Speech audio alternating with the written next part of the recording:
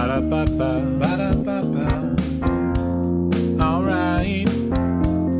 Promoter 101. Promoter 101. Promoter 101. Promoter 101. Promoter 101. Promoter 101. Promoter 101. Promoter 101. Promoter 101.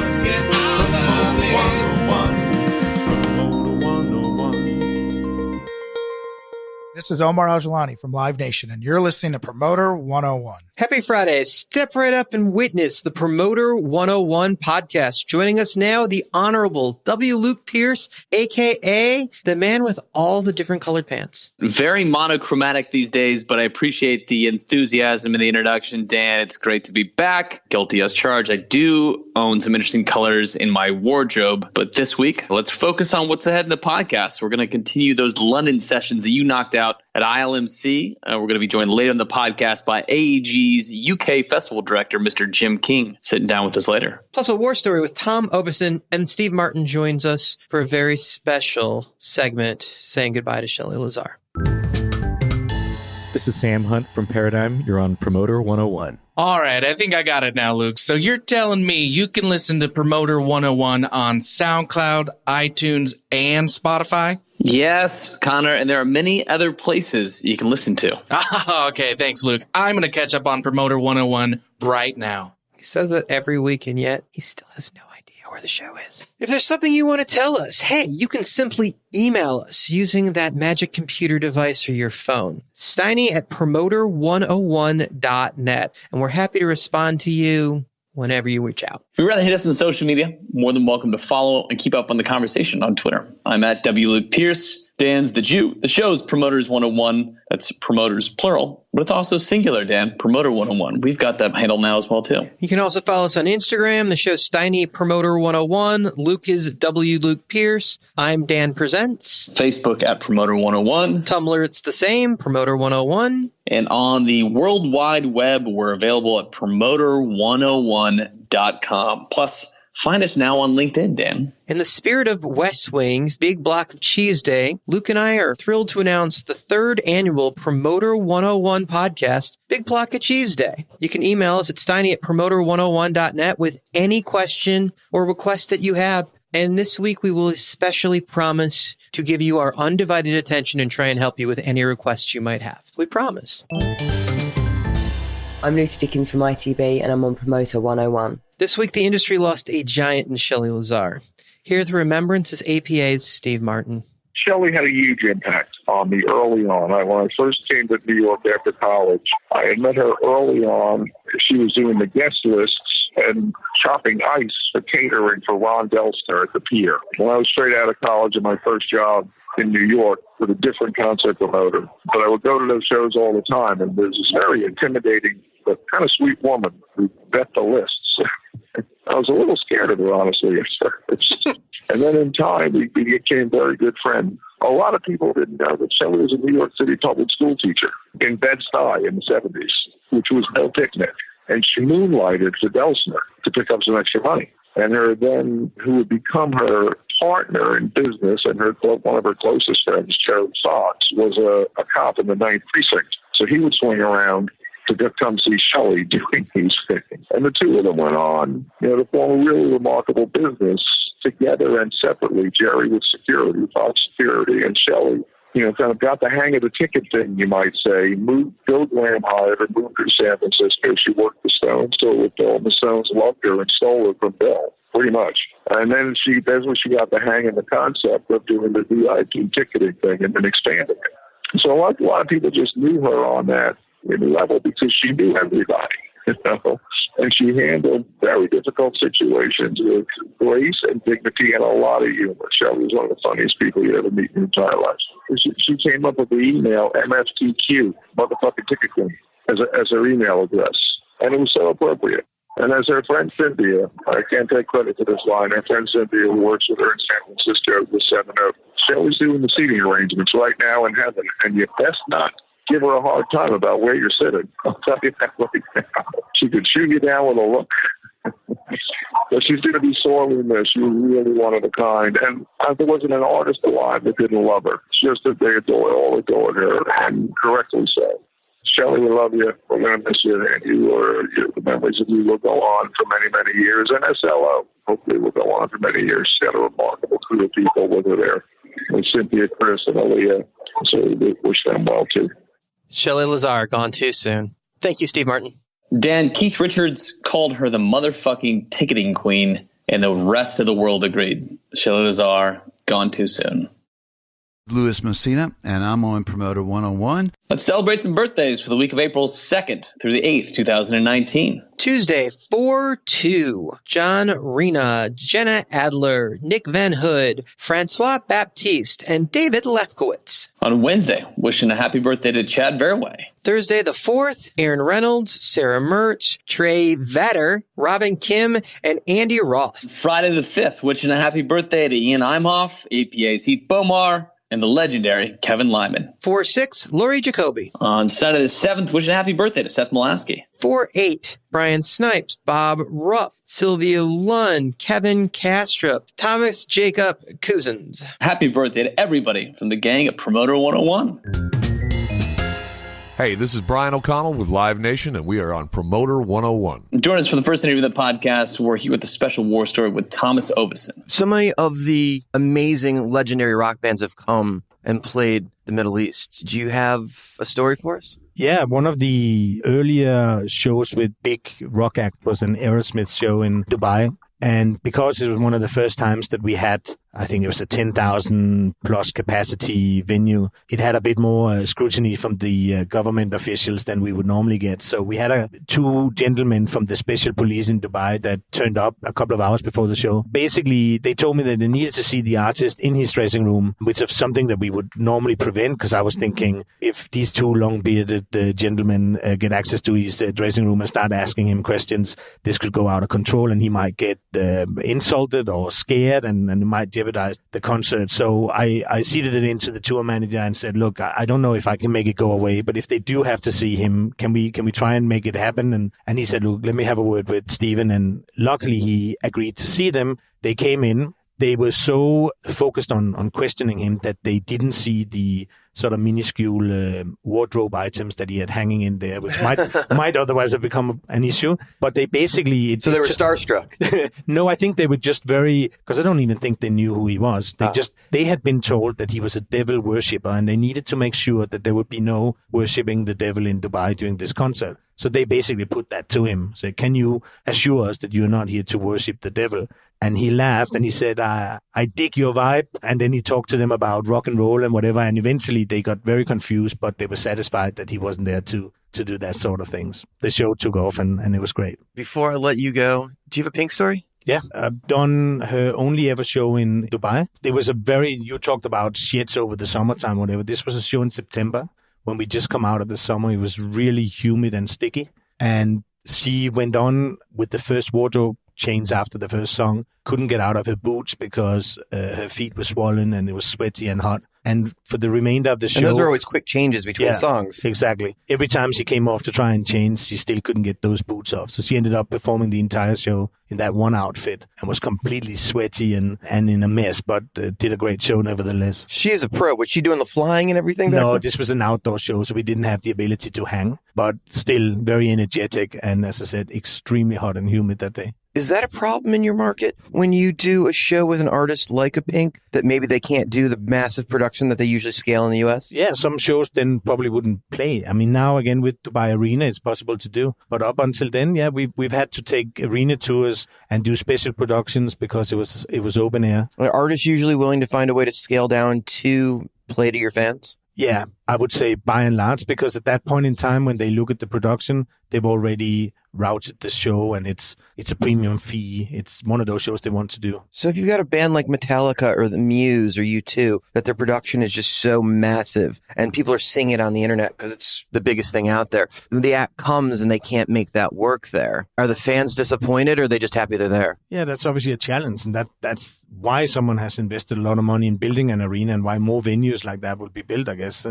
So the shows, I guess, to put it into a format of people from elsewhere would understand, is more of a festival format then, right? So there's an upside of being part of 30,000 people in an open air setting.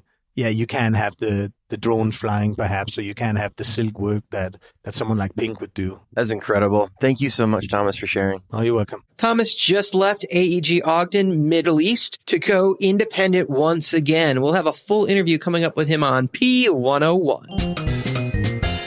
Hello, it's Kevin Lyman from the Vans Warped Tour, and you're on Promoter 101. Dan, who has earned the high honor of Promoter 101 Badass of the Week? This week, it's going out to the legendary booking agent from CA London, the great Emma Banks. She's an icon, making her this week's Promoter 101 Badass of the Week. Congrats, Emma.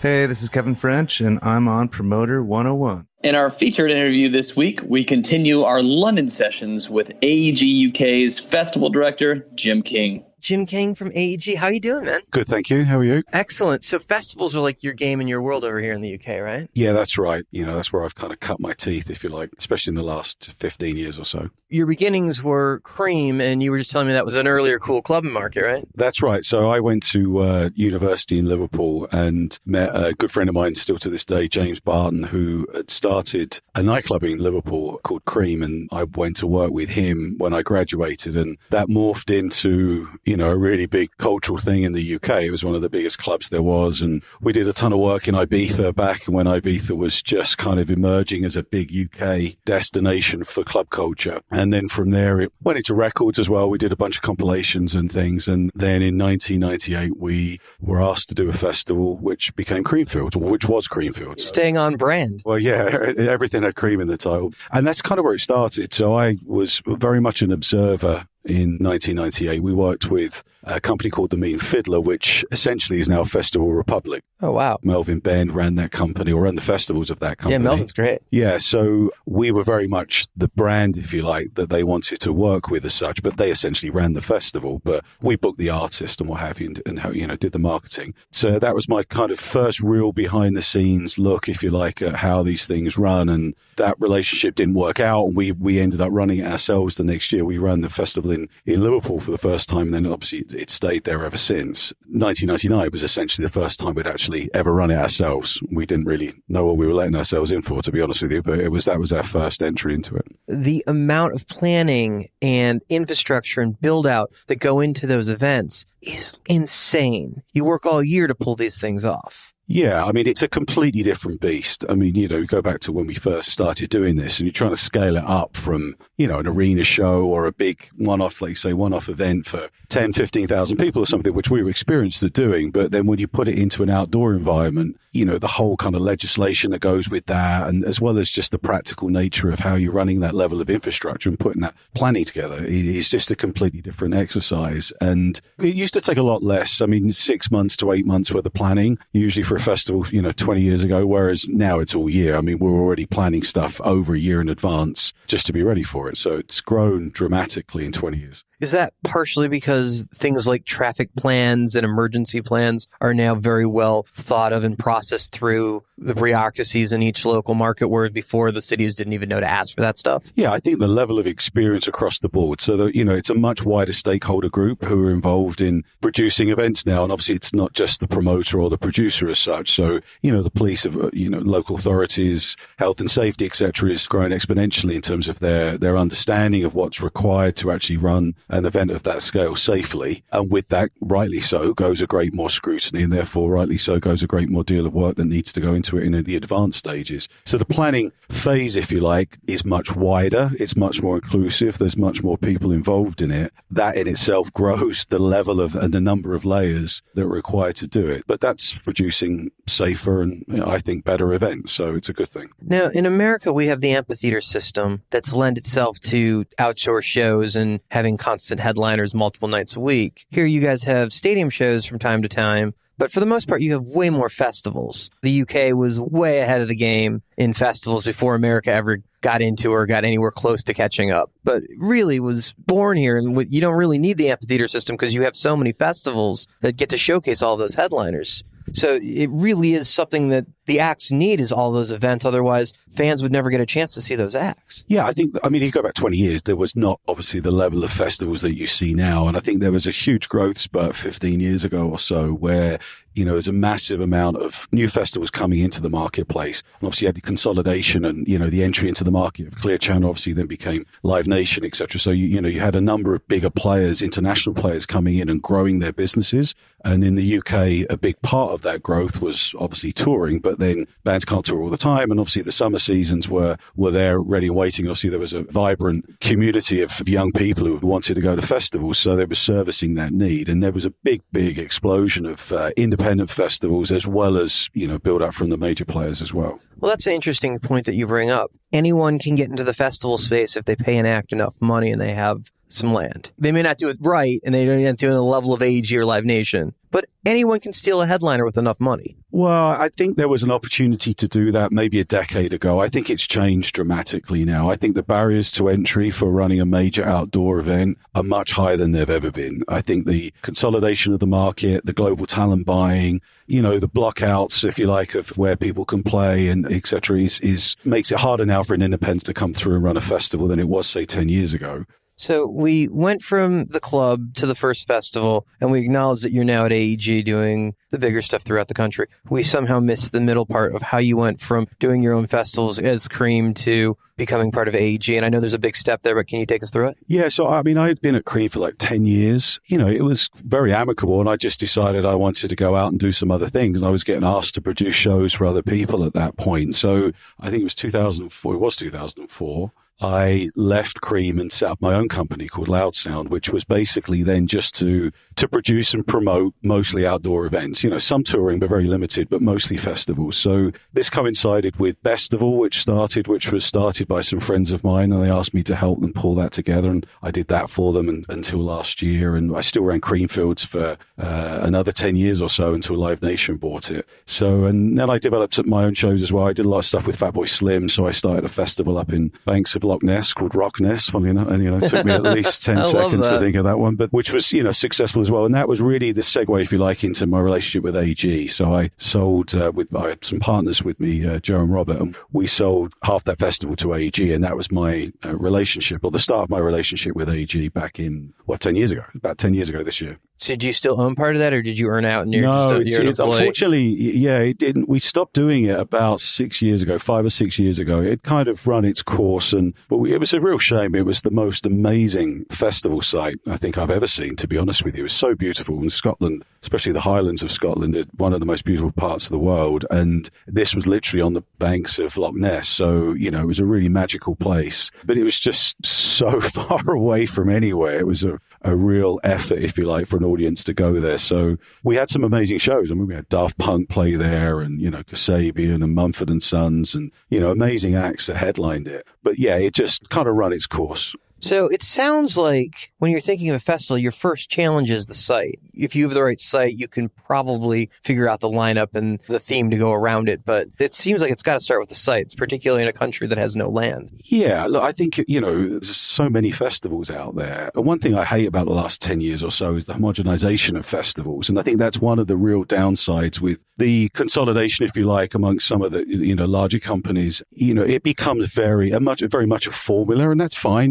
There's a place for that. But I think that there's a great deal that's needed rather than just booking a lineup and taking an advert out. And, there has to be something special about the experience. You're trying to create a one-off, unique period of escapism, if you like, away from people's, day-to-day norms. And I think that's, if you look at all the great festivals in the world, Glastonbury obviously is one of those, and you can't get any more magical than what they've created there. But if you look at what, Portelette's done with Coachella over the years, that is one of the great ever festivals. And it's a beautiful site. It's, they do an incredible job the way they produce it. It has amazing lineups every single year as well. But I still get excited every time I hit the desert there, and I think, wow, I'm in somewhere different. This is going to be an amazing weekend. So I think, it can't just be a bunch of stages in a field. If it's just a bunch of stages in a field, then, I would not really that interested. If you have to find anyone that's willing to come out against Paul Tillett, not a single person on the planet doesn't think that guy's amazing. Well, he's proven you don't get to do this job for this long at that level of execution, consistent brilliance every single year.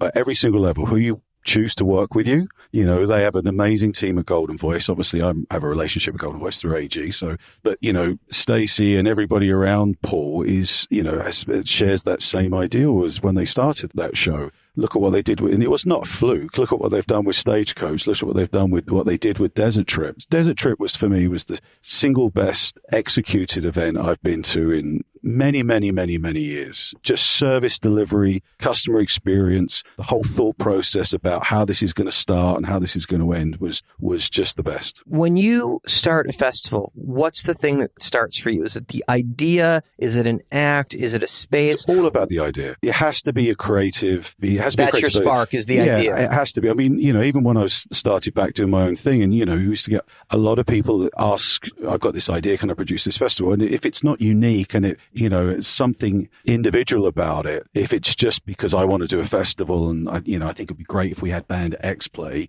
that's not really something which I would ever want to particularly do. Don't get me wrong, it has a place in the marketplace, but we talked about all of these great festivals before. You think they're going to be around forever because they're a great idea in a great location with a great concept. And I think you have to have that as a starting point to have a chance to stand out from everybody else, especially in this country because there's so many festivals. This is like one market. The UK is like California when you think about it in terms of the, you know, the size and everything that goes with it. It's very hard to stand out in the UK unless you're doing something different. So you're in a market where there are probably more promoters that can do arena and stadium shows than any other market in the world. It's incredible how many people promote shows. Agents promote shows here, which rocks my world mentally in a way that I can't even handle. When you're building a festival and you're seeing so many other promoters, and acts are loyal to their promoters in the UK like they aren't anywhere else in the world, which is amazing to me as well. Here, they really are honorable about that. Yeah, I think it starts with the venue system. Obviously, you know, closed and open venues as such. So you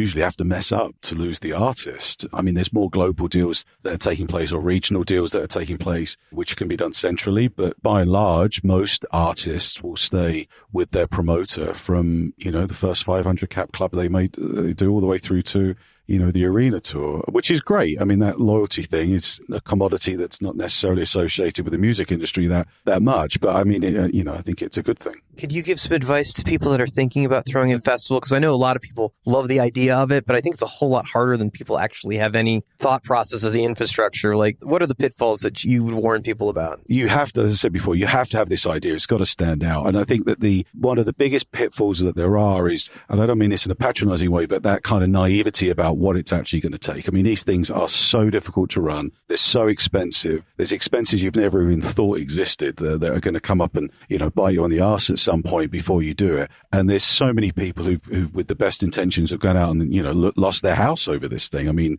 some of the big promoters have suffered from that. And festivals are always going to be twice as expensive if you ever thought they're going to be. Get the best advice and get a partner who can fund it with you, because ultimately it's going to be a huge financial risk if it goes wrong. Well, yeah, I mean, even Paul and Rick had stubble with Coachella. Well, exactly. And where, you know, and they had created a great partnership with AEG, and the rest is history. I got to say, my fear of festivals, and I have a serious fear of festivals as a promoter. I've always been into the concert side and not the festival side for this reason. Woodstock 1 was terrifying. Woodstock 2, you would have figured they got it right. They had plenty of years to figure it out.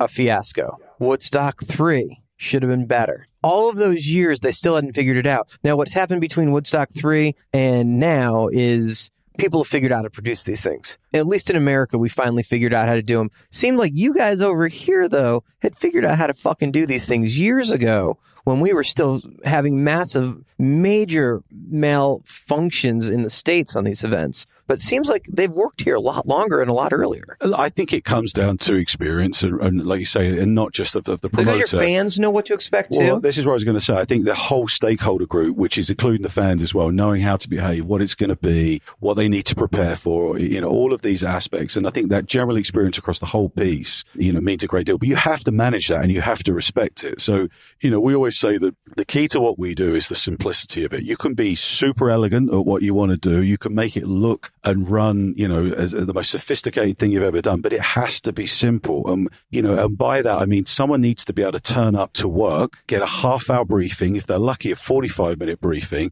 and get it. So when someone comes up and asks them a question, they can go, no problem, it's over there. or it's fine, go this way or go that way. That alone changes the whole experience from someone turning up, a fan turning up and speaking to someone and they look at them and go, I don't know. And then you've lost it. As soon as you do it, you've lost the whole process. You also need the fan to turn up and it be easy. Them get in, they can park easy. They know exactly where they've got to go. The entry didn't take them forever. They know where the bathrooms are and there's enough of them. They can get water and the line's not too long. All of these things about making and so people can navigate. It's about navigating their way around a good time. If you can allow people to navigate their way around a good time, it will be a great show more often than not. And by that, it's also the staff. There's no point someone turning up on minimum wage and having the worst experience of their life because they are the person who's going to be speaking to your fan. If you make their life a nightmare, believe me, they're not going to represent what you're trying to do for the weekend very, very well.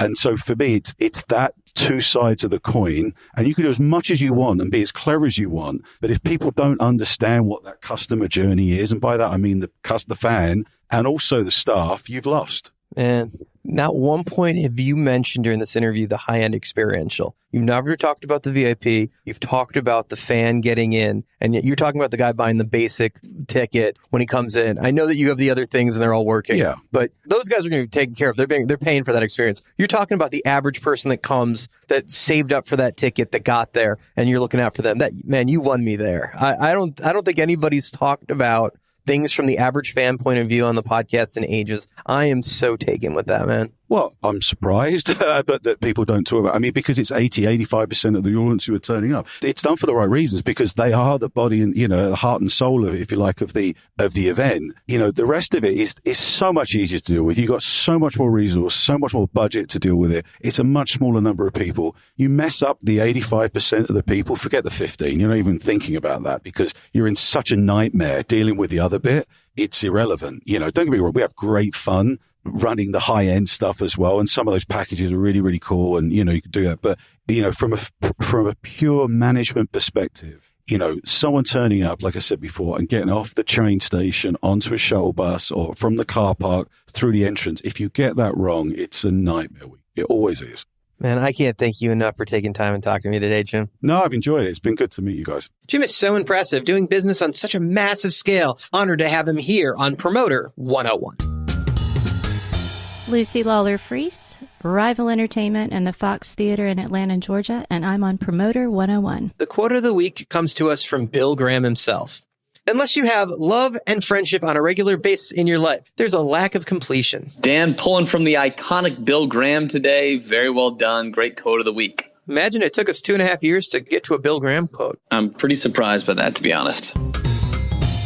Hey, it's Joshua Knight from the Paradigm Agency, coming to you live on Promoter 101. That's going to do it for today. Wrapping up episode 138 of Promoter 101. Have to thank our guests on the podcast today from AEG UK, Mr. Jim King and Thomas Ovesen joining us on this podcast. If you like what you heard, write us an email, send us some thoughts, steiny@promoter101.net. We'll be back this Thursday at 5 p.m. Pacific, and, you can do the math for the rest of the country. I'm not going to do it for you. Do the fucking work, people.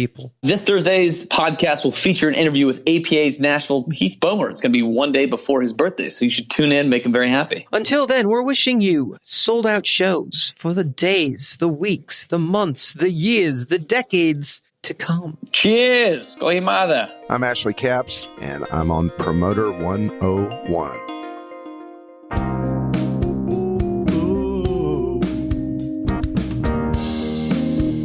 Ba-da-ba-ba.